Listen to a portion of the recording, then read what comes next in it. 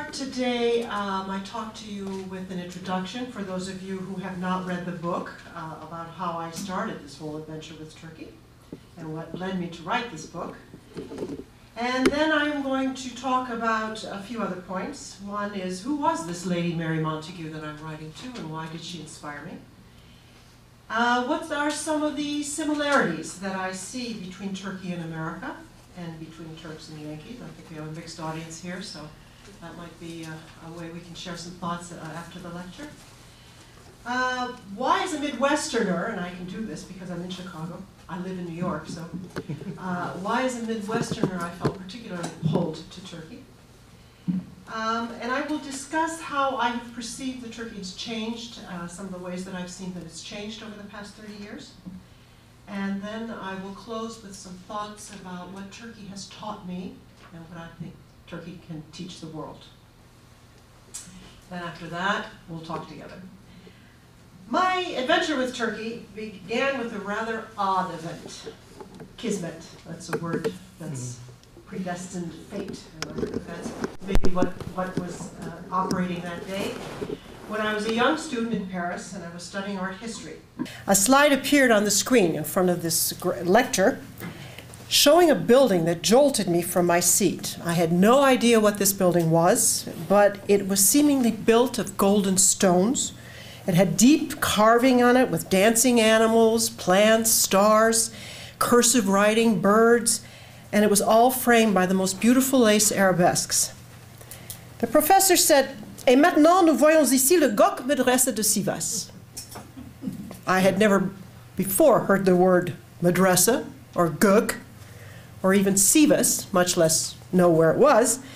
But being the good student that I was, I ran to the library after class and looked all of those words up. I just had to know what was a country that could have built a building like this. And I decided right then and there to go to Turkey to see this building. I needed to go to this place called Sivas to find that building and to see it for if it really was real. And from that day forth, I made a pact with myself to become friends with this country. And I wanted to find more buildings like that one. And I wanted to get to know the people that could have built such a building over many, many years ago.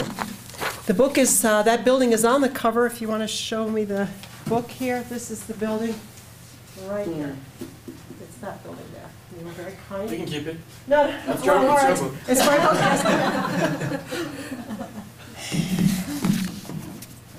At the same time, I was working, Kismet again, I was working for an engineering firm in Paris that prepared translations of calls for tenders for the major French industrial firms. One day my boss called me into his office and he said, "We have a huge project ahead of us.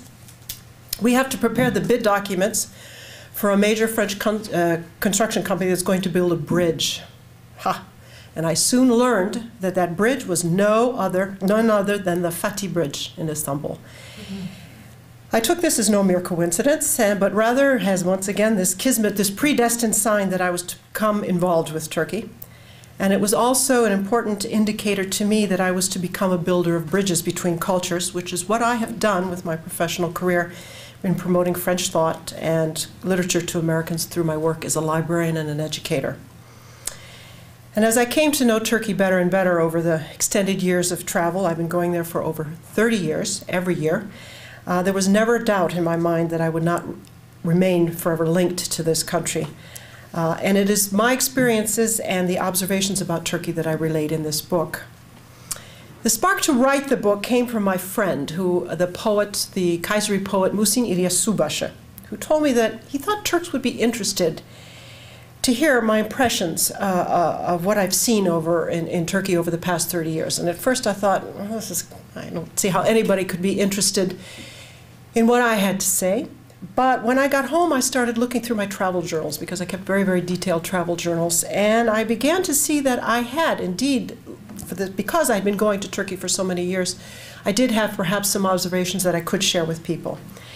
But as I set out, I did not have a specific goal in mind. I knew that I didn't have a journal, memoirs type of book, but that I did have several specific goals other than writing this as a present to this poet. I wanted to say thank you to the Turks for all the innumerable, countless kindnesses they have showed me over the past 30 years. And I also wanted to share with them some of the positive aspects that I think that their culture has and that touch me. But the second motivation was also to explain Turkey to my fellow Americans who are perhaps unfamiliar or wrongly familiar about this country, so that they can have a more positive connection with Turkey and its relationship to us. And that is a very important one, as we all know.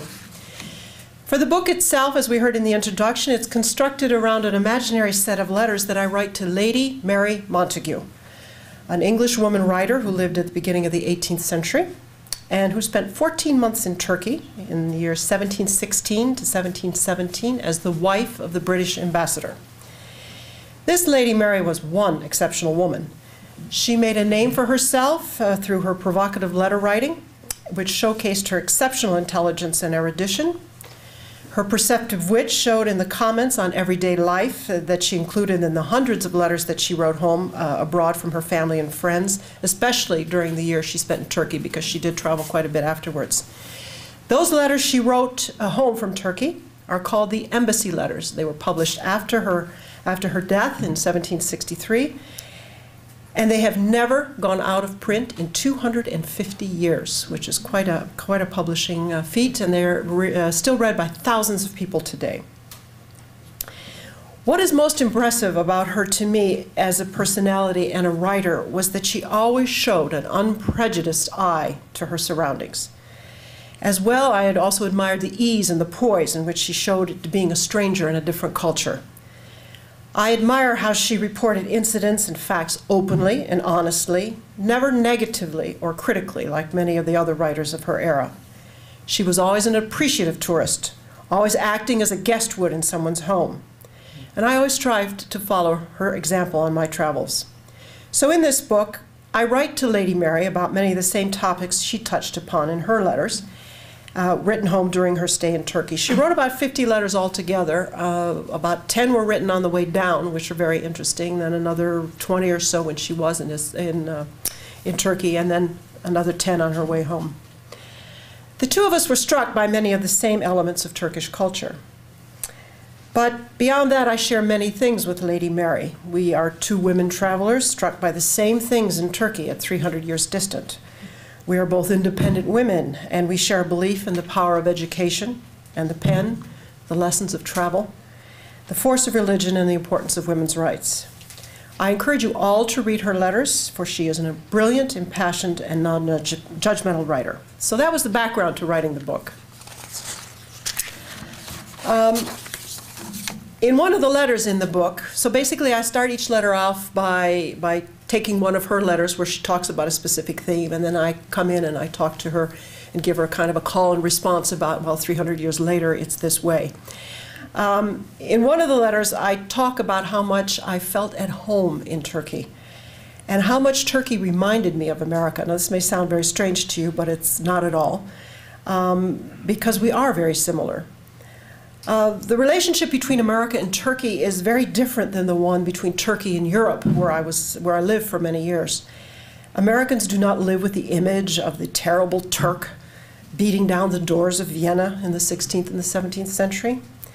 Americans do not live with the Gastarbeiter syndrome in Germany. Americans do not live with the eventual repercussions of Turks demanding entry into the European common market.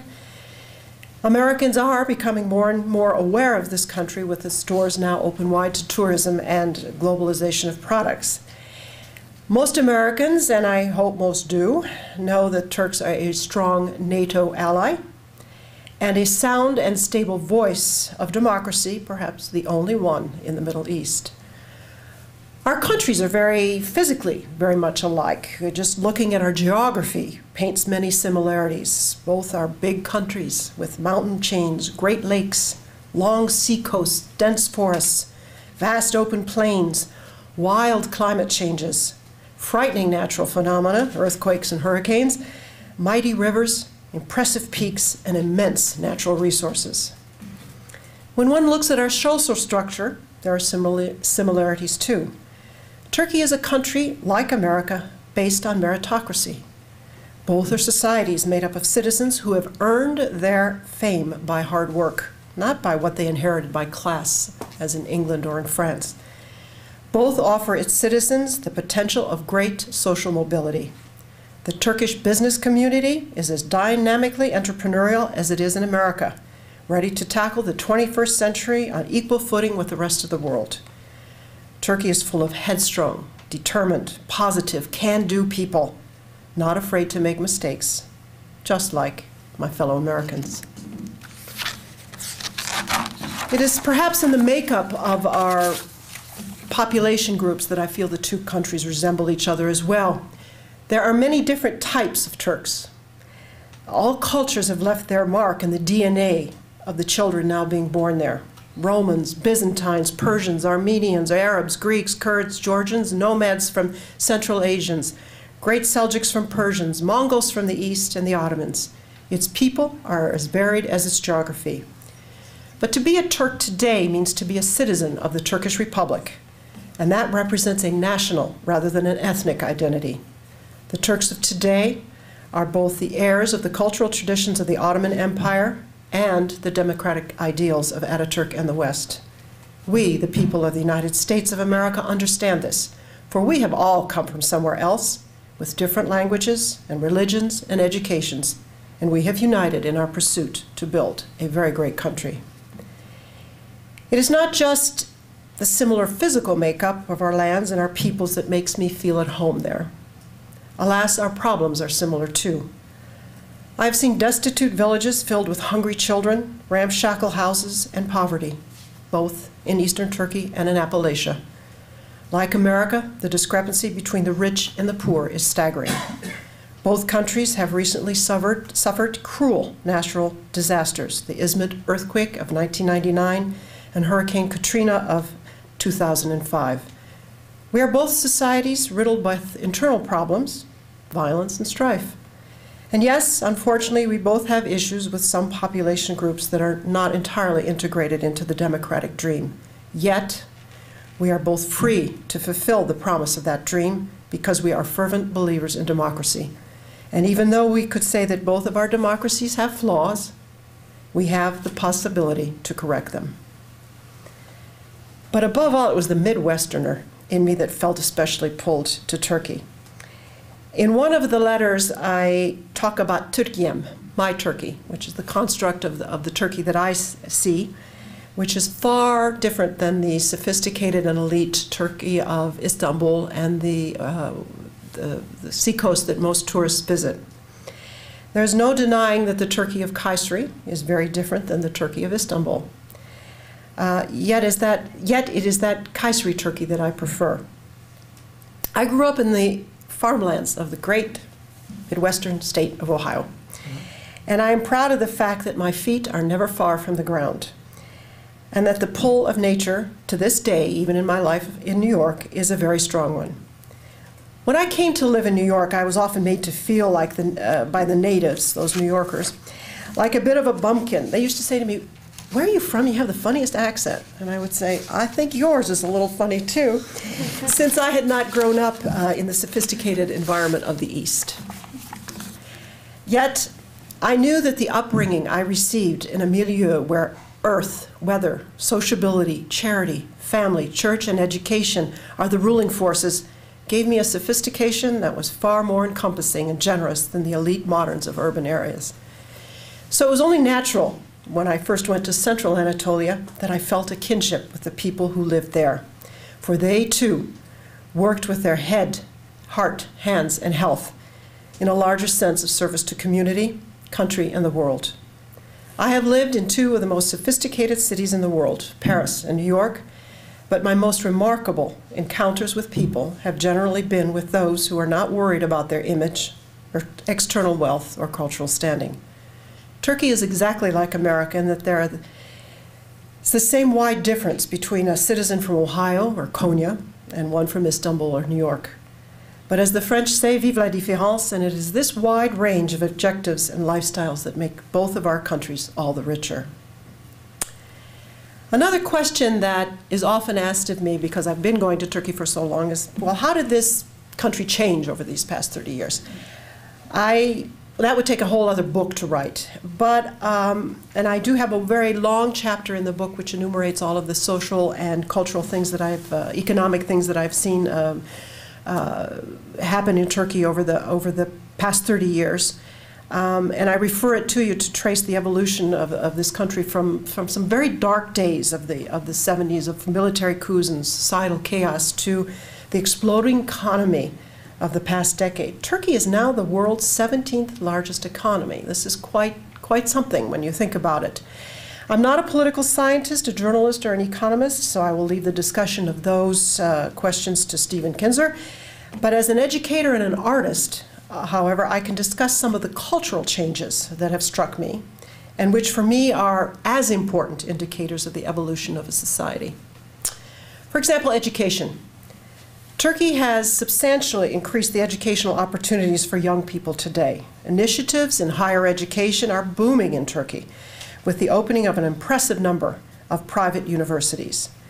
Turkey is now a participating member in the Erasmus program of educational exchange of the European Union. American universities are filled with Turkish MBA candidates, Fulbright scholars, and medical exchange students. Major Turkish industries are applying efforts for the development of primary schools in rural areas. This is a huge change. The Turkish language is no longer considered an obscure language. It's still a very difficult language, but it's no longer obscure. And it is now taught in many universities throughout the world, and a network of Turkish language schools, primary and secondary schools, operates in many countries. In my world of books, the sector of publishing and literature has made impressive strides as well. The past few years have shown that Turkey is capable of producing a Nobel Prize winner in Orhan Pamuk and a best-selling author in Elif Shafak. Rumi is now a household name in the West thanks to the many translations of the Mesnevi into European languages. The number of books published annually went from 10,000 in 1990 to 33,000 last year. Books are high quality with good paper and graphically appealing covers. Fancy bookstores are now to be found in every city in Turkey. As concerns cultural patrimony, Turkey has seen over the past 20 years the development of a number of outstanding private museums.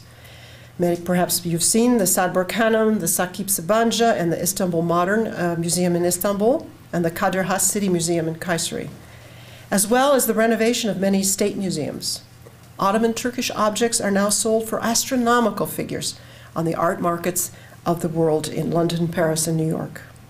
The power of the audiovisual image in the seventh art of cinema and television production is booming as well. Turkish films are now shown in every major international film festival and in our local cinemas. The exporting of Turkish television dramas to the Arab world has become a major industry and is a powerful way to export lessons on the Turkish civilization and way of life. One of the reasons I so much love the French culture is the fact that they are so attuned to what is called les arts de vivre, which encompass things that help us live in a beautiful way. Design, fashion, gardens, home design, furniture, architecture, gastronomy, etc., and all types of luxury products and goods. All of these fine arts of living have also developed over the past 15 to 20 years in Turkey to be competitive with the best design shops of the Western world. Lady Mary refers in an unforgettable letter about the luxury of the household goods that she saw when she was received in a home, and especially the gold embroidered napkins that she was too timid to use. They were so beautiful. Turkish products can now compare with the quality of the finest products made in any country. Check the towels sold in a Kmart, and you can be sure that the cotton probably comes from Denizli or Adana. I was in Paris 2 weeks ago. It was a very funny story. And I went with a friend of mine from Chicago, actually, the director of the Alliance Française here, to a fancy men's shop to buy a dress shirt.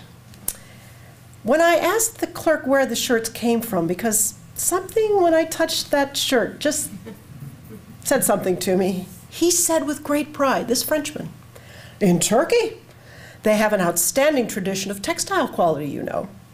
Now, it is certain that 15 years ago, Turkish goods would not have been sold in a French luxury shop or touted with such pride. And lastly, important for me is what that the Turks have understood the importance of what I call cultural transmittal.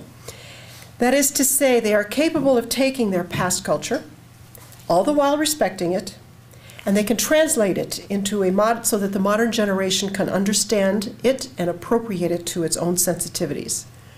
Rethinking the heritage of the past to communicate it to the future is important, as it helps the young people of today understand whence they came and the spiritualities of their past. In order for cultural heritage to survive, the Turks have understood this very well.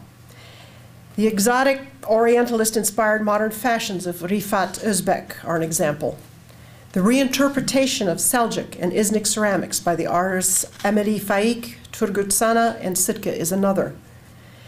The study and transmission of Seljuk cooking by Nevin Halıcı and of Ottoman palace cooking by Musa Viren for today's kitchens is another.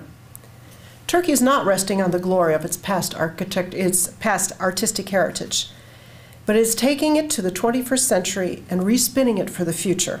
Civilization evolves, and it is important that the past cultures be transmitted in a way that can be understood by young people today. And I will close now with some thoughts on what Turkey has taught me, and it has taught me quite a lot, and also what I think Turkey can give to the world. The fact that two women travelers, Lady Mary and myself, would be struck by the same thing at a distance of over 300 years speaks legions about the strength, individuality, and perennial nature of those cultural factors in Turkish society. The distinctive character of the food, the cosmopolitan population base, the natural beauty of the geography, the refinement of literature and poetry, the importance placed on children, the elegance of Turkish women, and the different path to spirituality offered by the practice of Islam are all factors that spoke to both of us, and as they were very distinctive from our own. They gave us pause to reflect on them and on our traditions as well. I chose to address Lady Mary on these same factors to compare and contrast our experiences, but the bottom line is that these traits remain eternal and their impressions on outsiders everlasting. The description of Lady Mary of the interior of the Selimiye Mosque in Edirne is a good example of the combined visual and emotional encounter with Turkish culture at 300 years distant. I remember sharing the exact same impressions as she did and feeling the exact same emotions when I went into that mosque. Where's the central nave? Where are the chairs? Where's the altar? And as well as being intrigued by the differences in the religious practices and the power of architecture to convey emotion. I suppose the greatest lesson that Turkey has taught me is the need to break free from the social and cultural circles in which we live, the ones defined by family, nation, class, religion, gender, and skin color. We have no choice in being born black or white or female or Irish, but as we grow up, we become surrounded by other boundaries, the ones we may impose on ourselves or the ones that are imposed on us. And if we do not take awareness of the other circles outside of ours, we are condemned to live in a very impoverished existence. The Sufis teach us that life is full of paradoxes, and I see this one as a big one. The bigger our globalized world becomes, the more it allows the creation of very specific and powerful communities of the like-minded. Liberal, conservative, rich, poor, east, west, religious, agnostic, gay, straight, vegan, carnivore, etc. And we must try to transcend the danger of falling too deeply into the one that's ours and not understand other groups. And we know there are several ways to do this, to avoid this danger. One is education. One is making friends with people from other groups outside of ours. Travel to different lands of different cultures. Partaking in the creative arts, both visual and literary. And the exploration of linguistic and religious differences. And it is these opportunities that Turkey has given me in a very gentle and supportive way. And that simple yet very large lesson of learning to think outside of my circle has been an important one in my private, personal, and professional lives. It has allowed me to reconsider the stereotypes that I hold of other groups and to think about the stereotypes that they must hold of me and to get past them. Yes, there are so many simple things that Turkey has taught me for living my daily life. Turkey, through its overpowering and overflowing and natural hospitality, has taught me to be a thoughtful person by putting people at ease and trying to understand their needs before mine. It's snowing out there, people. I think so. The innate goodness in people's hearts and the joy that Turks feel in putting people together and helping others has stimulated me to be a more generous person. The pride Turks feel in their citizenry, community, and family life has helped me to be a more grounded and secure person. Turks, with their modesty and acceptance of imperfection, which I call the TT, the Turkish touch, and there's a rather amusing chapter in the book on that, has taught me to be less rigid and critical of the world around me. The faith of Turks has allowed me to investigate my own religious practices, which has helped me to deepen my spiritual life. Notably, the lessons of the Sufi masters of Turkey have taught me to think with my heart more than my head, and the importance of the need to feel things rather than analyze them. This has been a large impact on my writing, my art, and my career. And for someone educated in France, this is quite a change of thought. The strong sisterhood of women in Turkey has reinforced my commitment to maintaining at the forefront the feminine values of compassion and understanding in my professional life. Turkish women have taught me that the hearts that are under both covered and uncovered heads beat with the same pulse of affection, generosity, and love. Turkey has taught me the word saygı. How many of you know that word, saygı? It means respect, but it's much more than a word. It's a whole concept that stands behind that word. If I've had a successful career in cross-cultural relations, it's because I have learned that although it is of the most importance to understand social patterns and nationalities, what is the most important is to need simply to show respect and tolerance towards the others, starting on the individual level.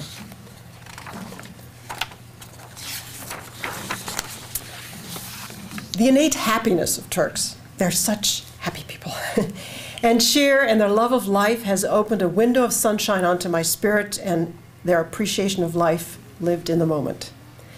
And lastly, Turks have taught me the importance of a hearty and nutritious breakfast.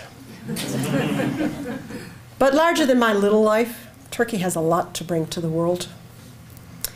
Many years ago, my late mother asked me to explain to her why I was so fascinated with Turkey. This was in 1978. Turkey was, let's just not say it was the same country it is today, and she was a little worried that I kept going over there. I remember distinctly telling her, with all my naive optimism, that I believed this country would play a pivotal role in the future as a reasoned voice in the Middle East, and that I held it to be a beacon of hope for this troubled region. Little did I realize how much this would be needed, and how the events of the last few months in Tunisia, Egypt, and now Libya are calling out for the role model of leadership that Turkey can provide. I also very distinctly, it's clear as a bell in my mind, remember watching with my mother on television in 1979 the signature of the Egyptian-Israeli peace treaty between Egyptian President Anwar Sadat and Israeli Prime Minister Menachem Begin. And I was very, very moved at this moment. I remember I cried when I was watching it. I was so moved. Sadat often said that Mustafa Kemal Atatürk was his role model, by the way. His words at this moment bear repeating, especially in view of the events of the past few months. This is Anwar Sadat speaking. Let us put an end to wars. Let us reshape life on the solid basis of equity and truth. And it is this call which reflects the will of the Egyptian people, of the great majority of the Arab and Israeli peoples, and indeed of millions of men, women, and children around the world that we are today honoring. And these hundreds of millions will judge to what extent every responsible leader in the Middle East must respond to the hopes of mankind. I remember turning to my mother at that time and saying, "Mom, this is what I was saying when I said that I believed that Turkey could help in this endeavor in peace. For that road is going to be a long one." And here we are, 32 years later, still traveling on that road to peace. But there is one country that has never wavered on its own road to peace, and has never faltered on its own road to democracy, and that country is Turkey. So perhaps my optimism wasn't that naive after all. There has been much talk of late in the press and in diplomatic circles about the burgeoning role that Turkey can play, or not, as a peace broker in the Middle East. I'm not a political scientist or an analyst, but I speak as a citizen who wants to live in a world of peace. The most important motivation for me to write Yes, I Would was to share with my fellow Americans the hope that Turkey, this emerging giant of a nation, can show Westerners the face of a Middle Eastern country that is reasoned, intelligent, and peaceful. The entire well-being of the world hangs in the balance of this understanding. That is my hope.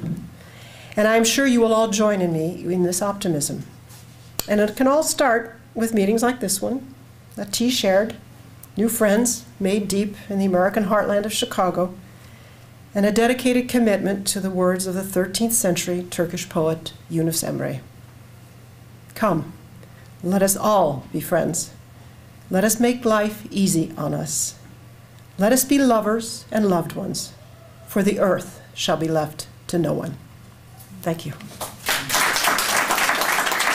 If you were responsible for an American group making their first visit to Turkey, apart from recommending your own book, which I now look forward to reading, Thank you. is there a particular book or two books that you would recommend for Americans by way of orientation and getting ready to open their eyes and see and hear? That's a very good question. Gosh, I don't know. When I first started traveling to Turkey, there were no guidebooks to Turkey, believe it or not. It just didn't exist. Nobody went there. Now there's quite a few guidebooks. I think, oddly enough, the Lonely Planet guidebook is a very good one, fairly reasoned. Sometimes they make snide little remarks, but I think depends on what you're going for. You know, there's so many levels of civilization that you can go to if you want to walk on the footsteps. I mean, there's a very long chapter in my book on what it meant to me as a practicing Christian to go to Turkey. It's extremely moving because you're literally walking on the footsteps of St. Paul, and this is, you know, extremely moving. So that would be one approach. But there's many. I think you just basically get a guidebook with a good bibliography and see the ones that appeal to you. Whether you want the most outstanding book that I think I've ever read on Turkey, but it's very, very specific, and that is the History of Ottoman Architecture. But it's about this thick, but it's very beautifully written, by Goodwin. But other than that, I don't have one in particular that says it all, because, as I said, it depends on what you're going for. Yeah. Thank you. There is a very, if you are going for St. Paul things, for example, there is a couple of very good books on that. Just a brief comment. I do a lot of orientations here, and people ask me that question, what would you recommend? And what do you reading? recommend? Well, normally I used to recommend Kinzer. Yes. Crescent and Star is a very objective Yes. book. However, Kinzer needs to write another book. He did. Absolutely, because that book, Reset. Turkey is incredibly fast changing country. Yeah. So it's changing so fast. That's why the book is very good for 2002. Now we are in 2011. So when you read the book, you say, oh my God, these things are changed. Many of these problems were solved already. So this is not the recent Turkey. That's why I'm saying Kinzer is a wonderful person, wonderful author. His language is brilliant, but he needs to write, or at least he needs to update. He would say Crescent and Star 2, or updated version. He's written a book that came out last year called Reset, where he talks. Pamuk is a great guy, but he's a literature. Kinzer is very good, and I will say that I still think people should read Kinzer because the scars of some of these issues don't just heal right away. So there are still some things that, you know, the cultural references to many of these problems that the Turks have gone past. Still, you have to get a deeper understanding of where they've come from. And two other books are, one is by Finkel, Carolyn Finkel's Right, Osman's Dream. right. It's a beautiful literature taste, Ottoman history, Turkish history. Another one is Finkel, Carolyn Finkel and Jason Goodman, Horizons, Sultans of the Horizons. Right, right. My favorite fiction book on Turkey is Louis de Bernier's Birds Without Wings. That is obviously, it's one of the most beautiful books I've ever read in my life, but it takes place in the 20s in Turkey, and it's quite a beautiful book. There's a lot of very nice fiction books written about Turkey as well. Thank you.